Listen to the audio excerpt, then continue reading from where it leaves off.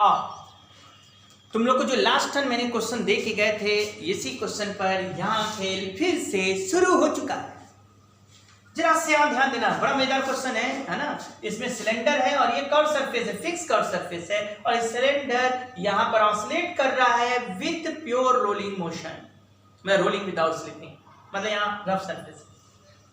कैसे इसको सॉल्व करेंगे, पहले ये समझो जरा अच्छे से, इसी को जरा अच्छे समझना बेटा, थोड़ा टेक्निकल क्वेश्चन है। जैसे ये मान लीजिए यहाँ था, अब मैंने सिलेंडर को इधर ही कर देते, चलो ऐसे।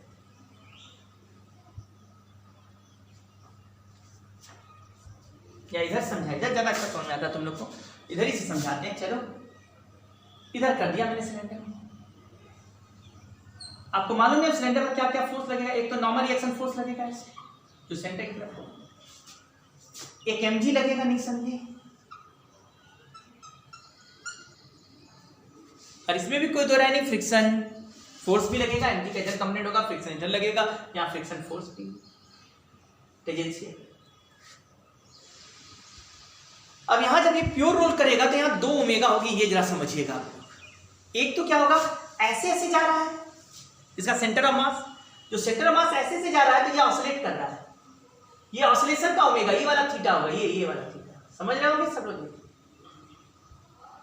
ये ऑसिलेशन वाला ओमेगा है ना, समझ में आया?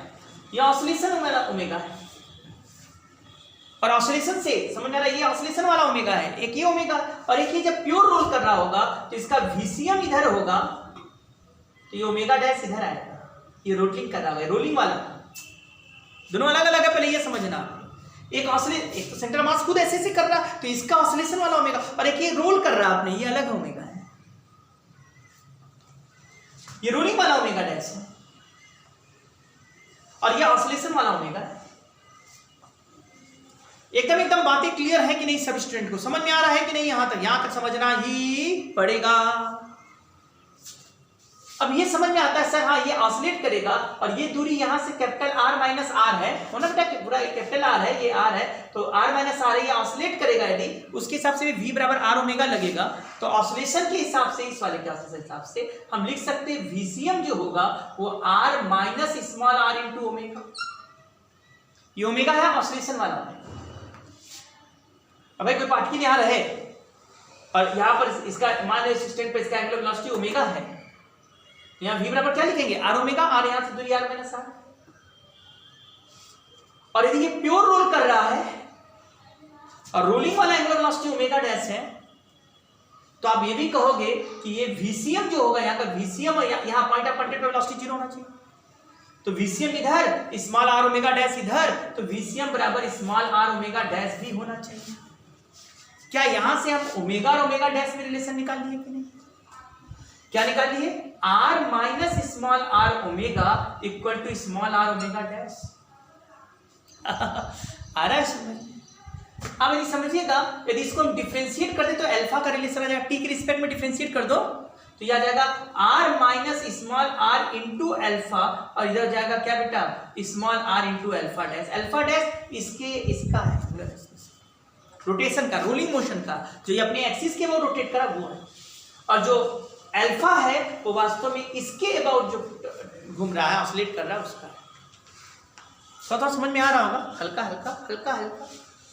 अब आइए जाए, अब बैठिए, अब बेटे यहाँ के अबाउट यदि हम टॉर्क निकालेंगे तो मेरी समस्या ये है, तो हमें mg का भी टॉर्क निकाल लेते हैं। mg का 2 कंपोनेंट होगा, ये एंगल थीटा ही होगा क्योंकि ये सीधा यदि लाओगे, और ये mg है, ये भी वर्टिकल और ये भी वर्टिकल पोजीशन है, और ये लाइन सीधा आ रहा है, तो ये एंगल थीटा, तो ये एंगल थीटा ही होगा। निसंदेह mg का इधर कंपोनेंट क्या आ जाएगा? mg cos थीटा, और इधर आएगा mg sin थीटा। इसके बाद भी टॉर्क निकाल सकते थे, लेकिन इसके बाद टॉर्क निकालेंगे तो दिक्कत क्या होगा? mg sin थीटा का टॉर्क, और यह फ्रिक्शन, रोलिंग फ्रिक्शन भी निकालना पड़ेगा, फिर रोलिंग फ्रिक्शन का भी टॉर्क लेना पड़ेगा, और mg sin थीटा के टॉर्क में रोलिंग फ्रिक्शन घटा के बड़ा हो जाएगा। और यदि हम यहां बैठ जाए पॉइंट ऑफ कांटेक्ट पर, शायद जल्दी आसान से हो जाएगा। पॉइंट ऑफ कांटेक्ट के बाद जब टॉर्क निकालेंगे तो सही बात है सर, n का टॉर्क 0 हो जाएगा, mg cos थीटा का टॉर्क 0 हो जाएगा, फ्रिक्शन का भी टॉर्क 0 हो जाएगा। इस पॉइंट ऑफ कांटेक्ट केवल किसका टॉर्क लगेगा? mg sin थीटा वाले कंपोनेंट का। mg है, mg cos थीटा इधर, mg sin थीटा इधर। बड़े आराम से टाउ बराबर क्या लिखाएगा, mg sin theta into small r।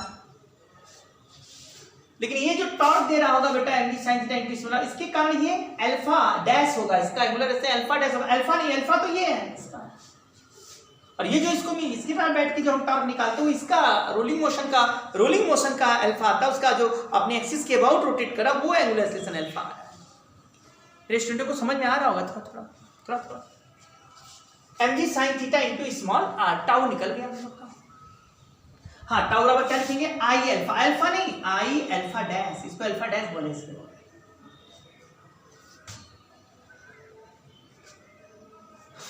आ रहा है ना, अल्फा इधर आएगा ना बेटा, कुछ भी आ रहा है कि नहीं, समझ में आ रहा है कि नहीं, थोड़ा तो आ ही रहा होगा। क्यों भाई नहीं आ रहा है क्या, आ ही रहा है। I alpha dash equal to क्या हो गया, अच्छा आई का वैल्यू क्या होगा, इसके बहुत बात करें, सिलेंडर है, सॉलिड सिलेंडर मान, तो ये mr² / 2 plus mr² plus mr², 3/2 mr², तो आई की जगह हमने लिख दिया 3/2 mr²। स्मॉल इस यम से यम गया, एक आर से आर गया, बोलो आराम से तुम लिख पाएगी नहीं, alpha dash equal to g sine theta 2g, 2 कर दो 2/3 स्मॉल r, ठीक है ना। थीटा यदि छोटा होगा तो alpha dash equal to g 2g हो जाएगा ना, 2g/3r इंटू थीटा। क्या लिखा, alpha dash equal to 2g/3r into theta, यहां माइनस लगा देना। सही, माइनस क्यों लगाया तुमने, माइनस क्यों लगाया, तो ये इधर गया, इधर आने की कोशिश कर रहा है इसलिए माइनस है।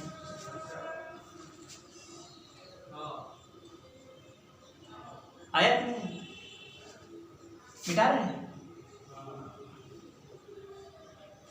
लेकिन भाई हमें अल्फा डैश और अल्फा में भी, क्योंकि ये थीटा जो है वो अलग है और ये अल्फा अलग है, ये थीटा यहाँ से डिस्प्लेसमेंट है और हमें अल्फा भी इसी के अबाउट चाहिए ऑसिलेशन वाला, और थीटा भी ऑसिलेशन वाला थीटा है, उसके टर्म में आया है।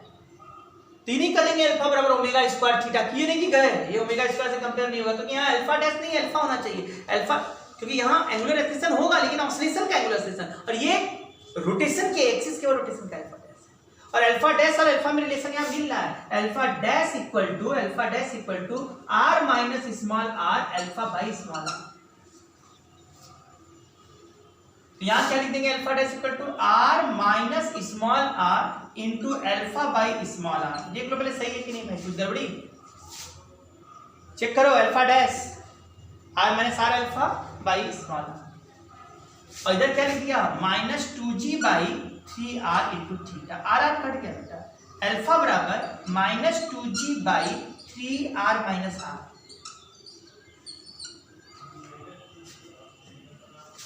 पहले चेक करो,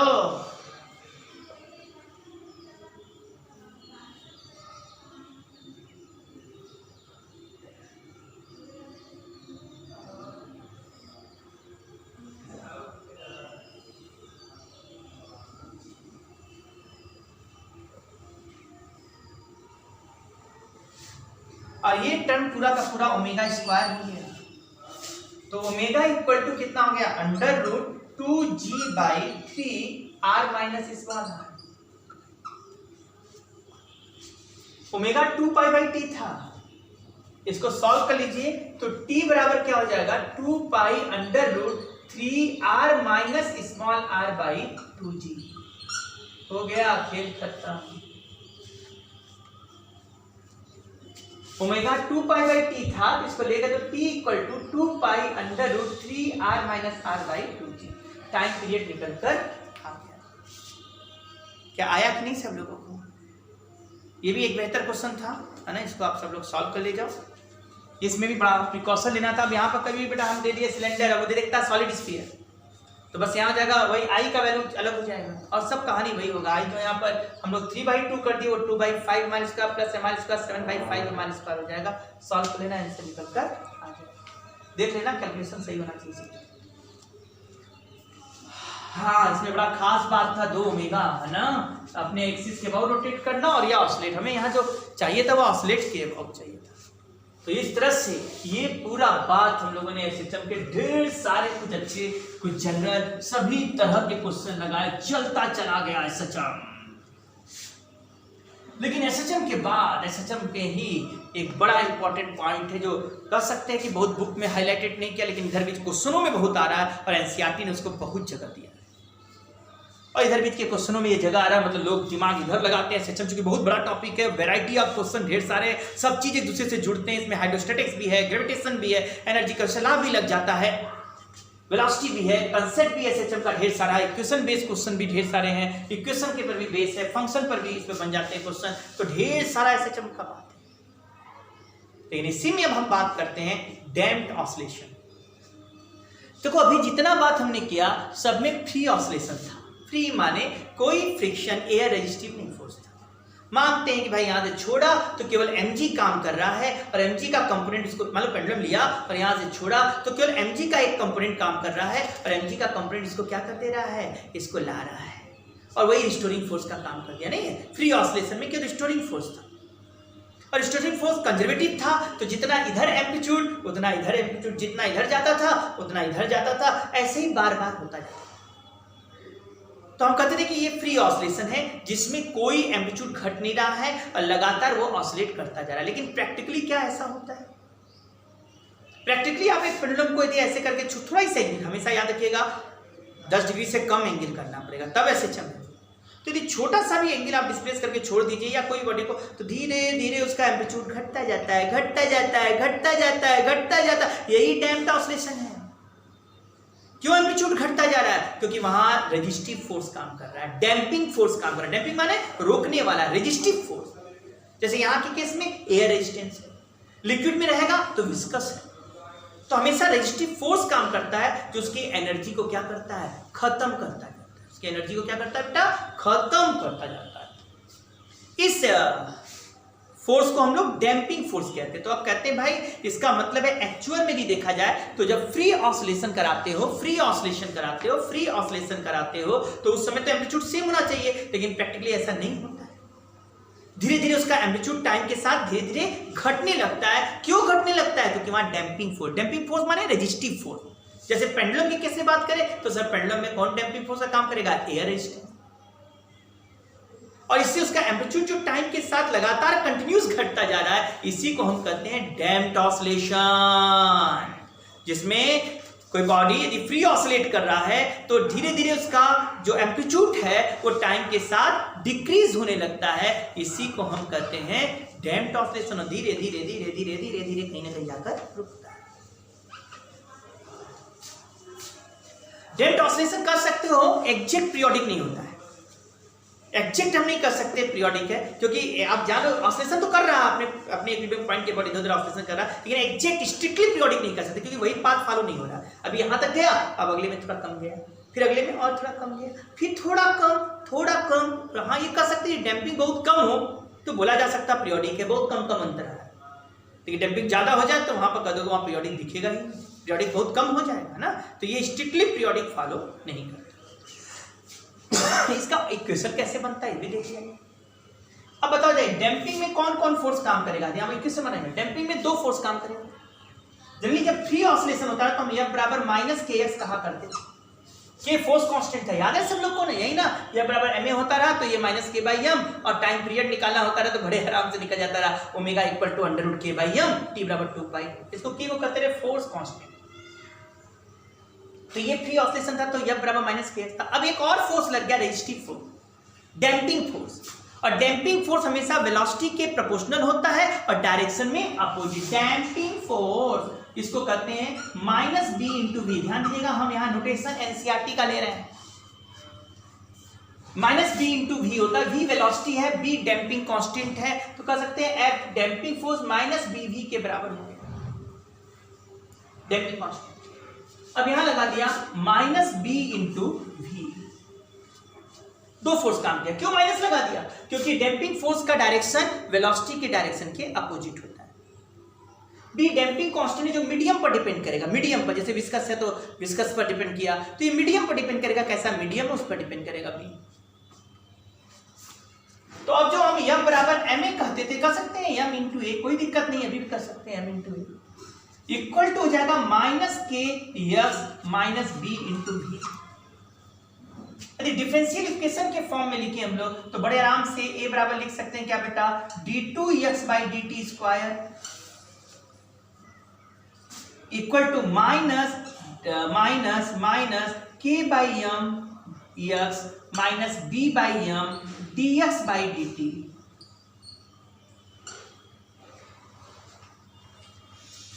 इस पूरे टर्म को एक तरफ ले आओ तो क्या हो जाएगा, जल्दी से बोलो, d2x/dt²,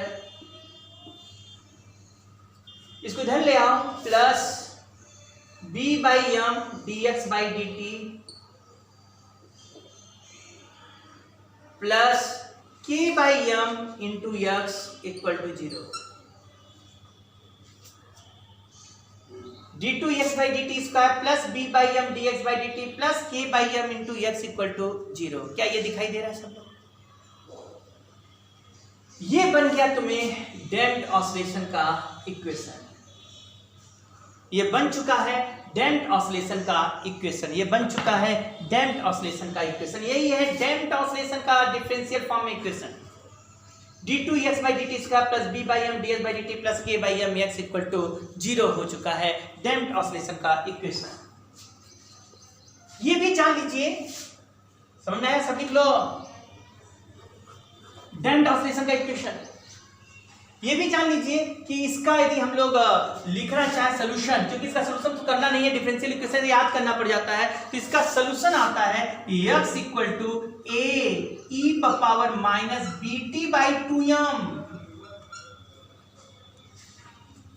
a e power minus b, तो याद करना होगा, इसका डिफरेंशियल इक्वेशन का सोल्यूशन है ना, मैथ वाले करते हैं, बहुत बड़े रिलेशन से याद करना पड़ेगा, साइन ओमेगा टी प्लस 5 या कॉस ओमेगा टी प्लस 5 भी लिखते हैं, साइन ओमेगा टी प्लस 5 या कॉस ओमेगा टी प्लस 5। ये मतलब यहां पर देखो ना, जो एम्पलीट्यूड है, अरे भाई ऐसे रहता है, ऐसा भाई ए साइन ओमेगा टी प्लस 5 हुआ करता है, एम्पलीट्यूड की जगह ए ई माइनस bt/2m आ गया है, और ये जो माइनस bt/2m आया है, ये बता रहा है एम्पलीट्यूड टाइम के साथ एक्सपोनेंशियली डिक्रीज कर रहा है।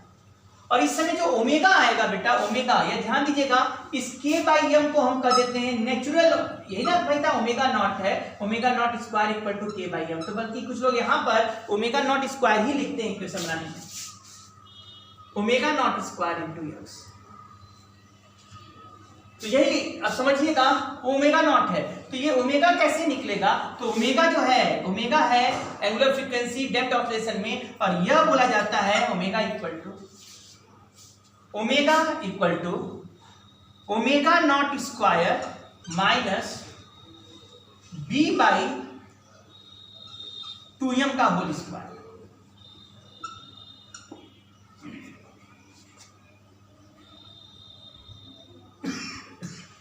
Omega equal to under root omega not square minus b/2m का होल स्क्वायर, ये होता है। ठीक है,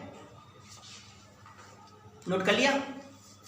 चलो नोट कर लो, omega equal to under root omega not square minus b/2m का होल स्क्वायर। ठीक है, यहीं से टाइम पीरियड निकल आएगा, 2π/t होगा, तो यहां से t बराबर हो जाएगा 2π under root omega not square minus b/2m का होल स्क्वायर।